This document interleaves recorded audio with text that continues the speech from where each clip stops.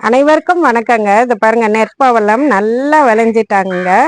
இதுதாங்க நெற்பவளத்தோடைய செடிங்க. இத பாருங்க பசுமையா இப்ப இத எப்படி வைக்கிது பாருங்க.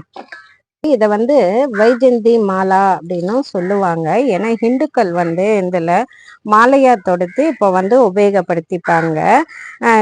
கிறிஸ்தவர்கள் ஜெபமாலையா இதை உபயோகப்படுத்துவாங்க. எல்லா மதத்தினரும் விரும்பக்கூடியதுங்க.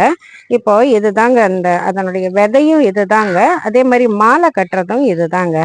இந்த நெற்பவளம் இது பாருங்க. இது எல்லா கலர்லயும் வருங்க. இது மேல இருக்கு இல்லையா, அதை இப்படி எடுத்துட்டேன்னா உள்ள துளை வருங்க. இது பாருங்க. இந்த நெற்பவளத்துல நான் பல விதமான ஆபரணங்கள் செய்வேங்க. கழுத்துக்கு மாலை, காதுக்கு பிரேஸ்லெட், அந்த மாதிரிலாம் செய்வேங்க. செய்யறதுக்கு ரொம்ப ஈஸியா இருக்குங்க. இது உடையாதுங்க, நல்ல உறுதியா இருக்கக்கூடியதுங்க. மிக்க நன்றிங்க.